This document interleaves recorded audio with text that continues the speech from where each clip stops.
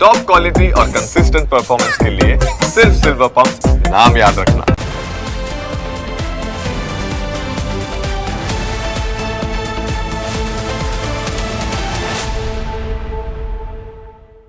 સૌથી પહેલા વાત કરીએ લગ્ન નોંધણી વિશે।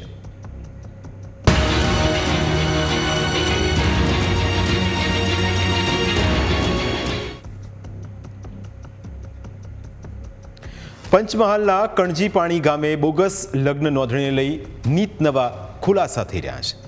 તેવામાં પંચમહાલ જિલ્લામાં વધુ એક બોગસ લગ્ન નોંધણીનો પર્દાફાશ થયો છે, જેના પરથી લાગી રહ્યું છે કે પંચમહાલ જિલ્લો બોગસ લગ્ન નોંધણી માટે આખા રાજ્યમાં હોટ ફેવરિટ હોઈ શકે છે। સરદાર પટેલ ગ્રુપના અધ્યક્ષ લાલજી પટેલે આ લગ્નની નોંધણી પર ગંભીર શંકા વ્યક્ત કરી છે। તેમણે આ લગ્નની નોંધણીને બોગસ ગણાવી છે। આ કેસ ઠાકોર સંજય અને ઠાકોર નીતાબેનના લગ્નનો છે, જેમણે ઘરેથી ભાગીને લગ્ન કર્યા હોવાનો દાવો છે। દંપતીના સોગંદનામા અનુસાર તેઓએ 3 ફેબ્રુઆરી 2025ના રોજ કંકોડા કોઈ ગામે મસાણી માતાજી મંદિરમાં લગ્ન કર્યા હતા।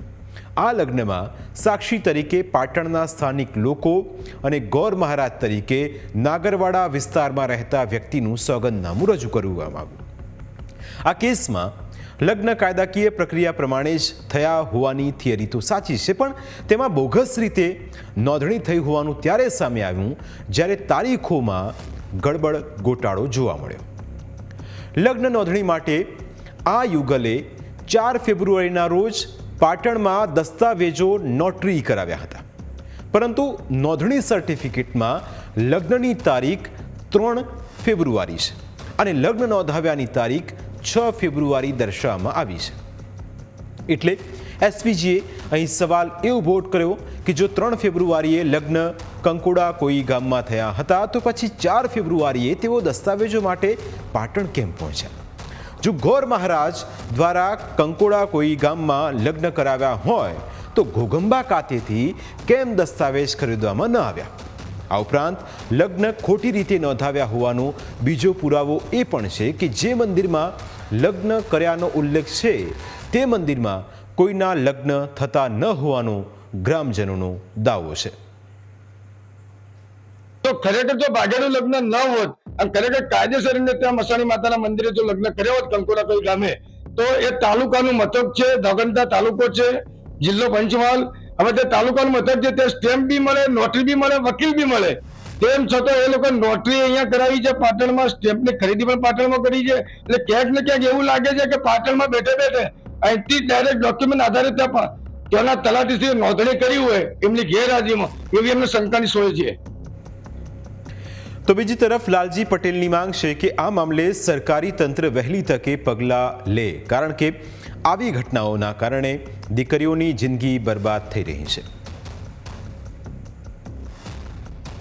હાલ જિલ્લાની અંદર જે ખોટી રીતે લગ્ન કરવાનો પર્દાફાશ એસપીજીએ કર્યો છે, તો બીજે એક લગ્નની જે વાત છે કંકોડા કોઈ, તો એ ગામની પંચાયત હોય કે ગુજરાતના તમામ પંચાયતોની માંગણી અમારી હોય કે જે પણ જગ્યાએ ખોટા લગ્ન થતા હોય એની ન્યાયી જો તપાસ કરવામાં આવે તો ચોક્કસ અમને બધાને લાગી રહ્યું છે કે આવા કેટલા બધા લગ્નો ગુજરાતમાંથી બહાર પડશે અને એમાં ઘણી બધી યુવા દીકરીઓ બચી જશે।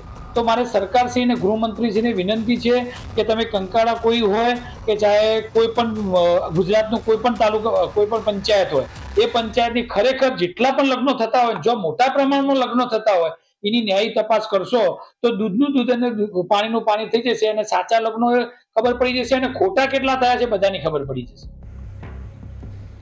ઉલ્લેખનીય છે કે ઘોગંબા તાલુકામાં લગ્ન નોંધણી કરાવવાનો રાફડો ફાટી નીકળ્યો છે। થોડા મહિના પહેલા પણ કંકોડા કોઈ ગામમાં વિવાદમાં આવ્યું હતું, કારણ કે આ ગામમાં 341 અને નજીકના નાથકુવા ગામે 141 લગ્ન કરવામાં આવ્યા હોવાની હકીકત સામે આવી હતી, જેમાં ઘણા લગ્ન મુસ્લિમ સમુદાયના પણ હતા।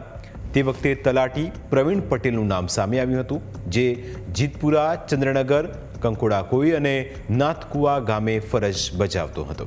તો બીજી તરફ કણજીપાણી ગામે બોગસ લગ્ન નોંધણી કેસમાં ડેરોલ સ્ટેશન ગામે પોલીસને બંધ મકાનમાંથી દસ્તાવેજો મળી આવ્યા છે। એક વકીલના બંધ મકાનમાંથી પોલીસે તલાટીને સાથે રાખીને દસ્તાવેજો જપ્ત કર્યા છે. આ દસ્તાવેજોમાં લગ્નના રજિસ્ટર, લગ્ન કરવા માટે પૈસા ભરવાની પહોંચ સહિતના દસ્તાવેજો સામેલ છે. એવી શક્યતા સેવાઈ રહી છે કે 2000થી પણ વધુ લગ્ન બોગસ રીતે નોંધ્યા હોઈ શકે છે.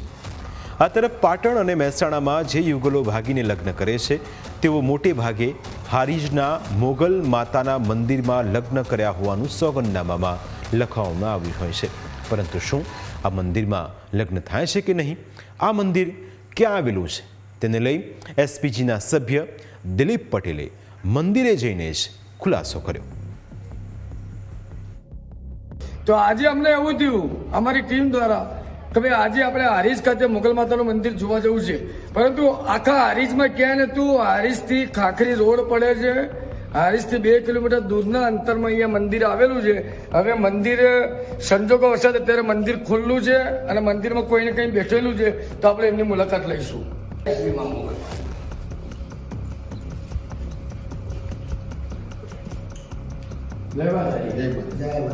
તમે કોણ?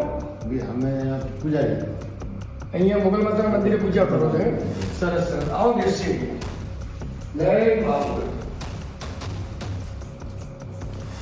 શું છે, અમે ઘણી વાર જ્યારે જોઈએ છે ત્યારે એવું સમાચાર મળે છે કે ભાઈ હારીજમાં મોગલ માતાના મંદિરે પ્રેમ લગ્ન બધા ત્યાં નોંધાય છે.